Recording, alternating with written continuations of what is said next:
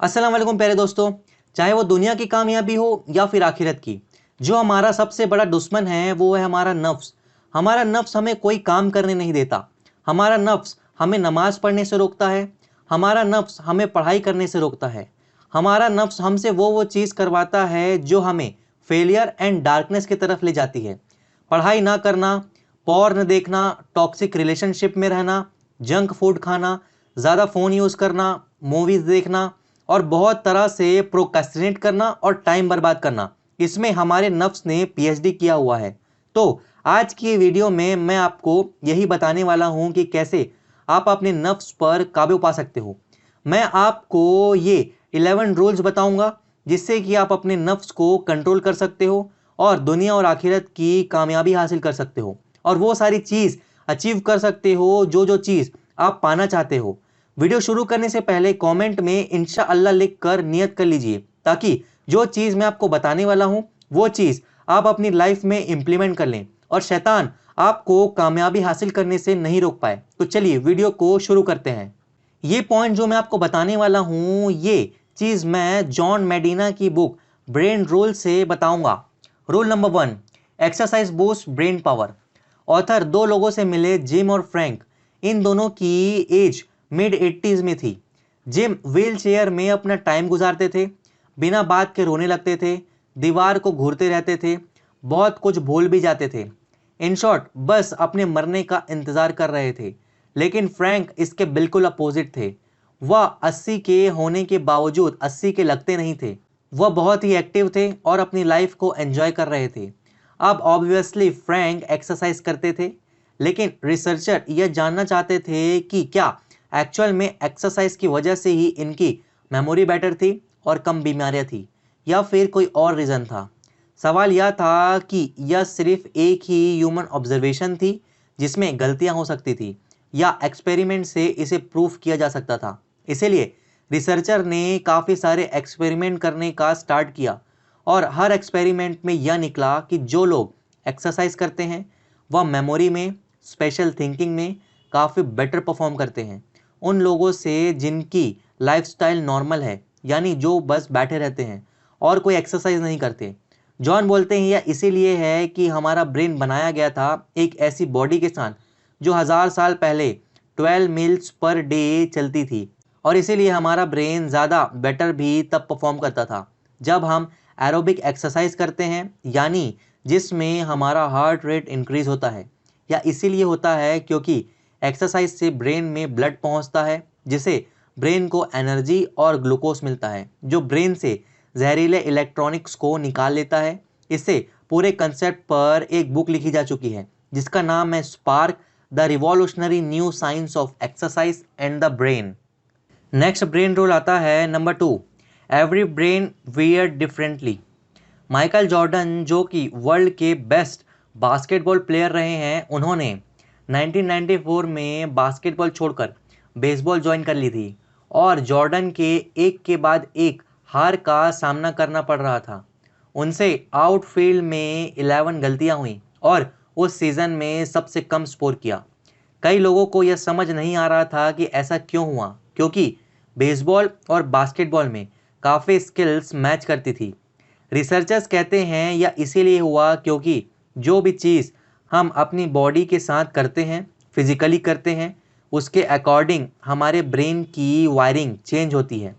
इसीलिए अगर दो लोग के साथ एग्जैक्टली सेम इंसिडेंट्स भी हो रहे हैं तब भी हमारा ब्रेन सेम जगह पर सेम तरीके से सेम इंफॉर्मेशन स्टोर नहीं करता है। नेक्स्ट ब्रेन रूल आता है number 3, we don't pay attention to boring things. बहुत ही अमेजिंग रिसर्च में रिसर्चर्स को यह पता चला कि एट अ टाइम सिर्फ और सिर्फ हम एक ही चीज़ पर फोकस करते हैं, यानी मल्टीटास्किंग के लिए हम बने ही नहीं हैं। जिसका मतलब यह है कि हमारे सेंसर्स किसी चीज़ को देख भी रहे हैं तो विथ अ फ्यू सेकेंड वह उनमें से मैक्सिमम चीज़ों का डेटा डिलीट कर देंगी ताकि हमारा ब्रेन एक ही चीज़ पर फोकस कर सके। रिसर्चर कहते हैं कि अगर हम किसी भी चीज़ पर अटेंशन बनाना चाहते हैं तो हम इमोशनली अराउज्ड होना चाहिए। इसीलिए हमें टीवी पर दिखाई जा रही एडवर्टाइजमेंट इमोशनल होती है ताकि वह हमें याद रहे। नेक्स्ट ब्रेन रूल आता है नंबर 4, रिपीट टू रिमेंबर। अगर आपको मेमोरी की प्रॉब्लम है तो इस ब्रेन रूल को सुनो। हम अपनी रिमेंबरिंग स्किल को इम्प्रूव कर सकते हैं अगर हम उस इंफॉर्मेशन को उसी एनवायरनमेंट में रिकॉल करें जिस एनवायरनमेंट में हमें उसे लर्न किया था। यानी कि एग्ज़ाम हॉल में एग्ज़ाम देना है तो हमें कोशिश करनी चाहिए कि जब भी हम पढ़ाई करें तो हमारा रूम एग्ज़ाम हॉल की तरह ही दिखे ताकि हम उस इंफॉर्मेशन को रिकॉल कर सके। नेक्स्ट ब्रेन रूल आता है नंबर 5, रिमेंबर टू रिपीट। यह ब्रेन रूल कहता है कि मैक्सिमम इंफॉर्मेशन हम पहले कुछ मिनट में ही भूल जाते हैं।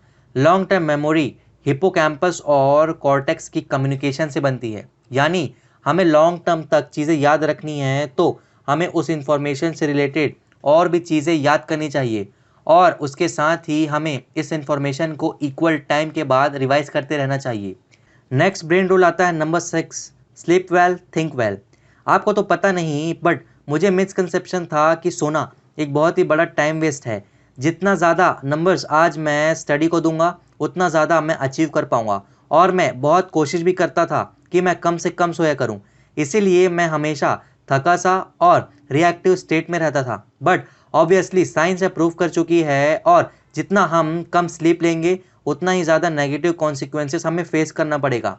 कम स्लीप के साथ हमारी अटेंशन कम हो जाती है, हमारी मेमोरी पर नेगेटिव इफेक्ट पड़ता है, हमारा मूड ख़राब हो जाता है, even logical thinking negatively impact होती है और साथ में हमारे बॉडी मूवमेंट से रिलेटेड बीमारियां भी हो सकती है। एक स्टडी में रिसर्चर्स ने यह शो किया कि अगर नासा के पायलट्स 26 मिनट्स का एक छोटा सा नैप भी ले लें तो उनकी परफॉर्मेंस 34% तक इम्प्रूव की जा सकती है। और यह इसीलिए है क्योंकि हमारे ब्रेन के न्यूरॉन्स बहुत ही रिथमिक वे में एक्टिविटी शो करते हैं। इन शॉर्ट, जो पूरे दिन हमने लर्न किया था वह सोते टाइम उससे रिकॉल करते हैं। इससे दिमाग तेज करने का या श्योर शॉट तरीका है कि हम छोटा सा नैप ले लें। नेक्स्ट ब्रेन रूल आता है number 7, stressed brain don't learn the same way. Imagine कीजिए कि आपका कोई लव्ड वंस बीमार हुआ है और उसे आपके साथ फैमिली मेम्बर्स हॉस्पिटल ले जा रहे हैं। ऑपरेशन के लिए उन्हें ऑपरेटिंग रूम में ले जाया जाता है।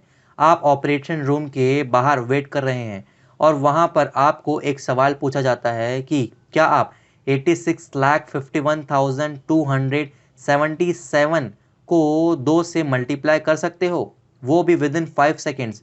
तो ऑब्वियसली हमारा ब्रेन इस कैलकुलेशन को नहीं कर पाएगा क्योंकि वह स्ट्रेस्ड है।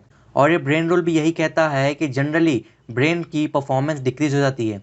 यह इसीलिए होता है क्योंकि हमारा ब्रेन स्ट्रेस के टाइम में एड्रेनलिन और कॉर्टिसोल रिलीज करता है जो कि हमारी बॉडी को अटेंटिव कर देती है, लेकिन थोड़े टाइम के लिए। लेकिन लंबे समय तक स्ट्रेस से रिलीज हुआ एड्रेनलिन हमारे ब्लड वेसल्स में स्कार्स डाल देती है जिसकी वजह से हमें हार्ट अटैक या स्ट्रोक तक आ सकता है। इसीलिए स्कूल में भी कम से कम ही स्ट्रेस एनवायरनमेंट होना चाहिए। नेक्स्ट ब्रेन रूल आता है number 8, stimulate more of the senses. यह ब्रेन रूल कहता है कि हमारी जितनी ज़्यादा सेंसेस किसी काम में इन्वॉल्व होगी हमें उतना ही ज़्यादा याद रहेगा। मानिए कि रिसर्चर आपकी आंखों में पट्टी बांधते हैं और आपके नोज़ के पास एक नाशपाती का पीस रखते हैं ताकि आप उसे स्मेल कर पाएँ, लेकिन आपको वह एक एप्पल का पीस खिलाते हैं। अगर वह कंडीशन में आपको पूछते हैं कि आपको कौन सा फ्रूट खिलाया गया तो हम में से मैक्सिमम लोग कहेंगे कि हमने नाशपाती का टेस्ट किया था। ऐसा इसीलिए है क्योंकि हमने नाशपाती को स्मेल किया था, यानी एक सेंस ज़्यादा यूज़ करी थी। इसी तरह से अगर हम स्टडी करते वक्त रूम में एक पर्टिकुलर परफ्यूम या एयर फ्रेशनर यूज़ करते हैं तो जब भी हम उस परफ्यूम को किसी और जगह सूंघते हैं तो हमें अपनी स्टडी रूम की याद आएगी और हो सकता है कि हमारे स्टडी करने का भी मन भी कर जाए। नेक्स्ट ब्रेन रूल आता है number 9, vision Trump all other senses. यह ब्रेन रूल कहता है कि हमारे सबसे ज़्यादा जो सेंसेस स्ट्रांग होते हैं वो है हमारा विजन। विजन हमारे ब्रेन के 50% रिसोर्सेज को यूज़ करती है, यानी कि हमें सबसे ज़्यादा मेमोराइज तब होता है जब हम पिक्चर्स को या वीडियो को देखते हैं, ना कि रिटन या स्पोकन वर्ड को। इसे प्रूव करने के लिए आप एक एक्सपेरिमेंट कर सकते हैं। आप एक बेबी की टांग में रिबन बांध दो और इस रिबन को एक बेल के साथ बांध दो। थोड़े टाइम के बाद बेबी को पता चल जाएगा कि जब भी वो टांग हिलाती है तो बेल मूव करती है, जिससे एक आवाज़ आती है। अब थोड़े टाइम के बाद आप उस रिबन को काट दो। हर बार बेबी किक मारेगा। अब वो हर बार किक मारेगा तो बेल की आवाज़ नहीं आएगी और शायद वो थोड़ी और ज़ोर से किक मारे। अब वह थोड़ी देर के बाद बेल को घूरने लग जाएगी। अब एक्सपेरिमेंट का कंक्लूजन यह है कि हमारा ब्रेन पहले से ही एक विजन से प्रीलोडेड सॉफ्टवेयर के साथ आता है। नेक्स्ट ब्रेन रूल आता है number 10। Man and female brain are completely different. यह पॉइंट कहता है कि आदमी और औरत का ब्रेन कम्प्लीटली डिफरेंट होता है, डिफरेंट तरीके से काम करता है। यानी कि जब मैन और वुमेन दोनों को बहुत ज़्यादा स्ट्रेस लेवल में रखा जाता है तो वुमेन ब्रेन का लेफ्ट हेमिस्फीयर एमिगडाला एक्टिवेट होता है और उन्हें सारी इमोशनल डिटेल याद आ जाती है। लेकिन मैन यानी आदमी का राइट एमिगडाला एक्टिवेट होता है और उसे जीन्स यानी किसी बात का कंक्लूजन याद आ जाता है। और यह इसीलिए होता है क्योंकि वुमेन जेनेटिकली कॉम्प्लेक्स है, क्योंकि उनके सेल्स में एक्टिव एक्स क्रोमोसोम होंगी, अपनी मदर और फादर दोनों से आए हैं।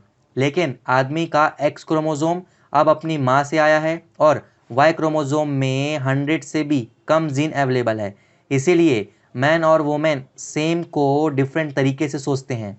अगर आप मैन और वुमेन में ज़्यादा डिफरेंसेस इसके बारे में जानना चाहते हैं तो आप man are from Mars and women are from Venus ये बुक को आप पढ़ सकते हैं। नेक्स्ट ब्रेन रूल आता है number 11। We are powerful and nature explorer.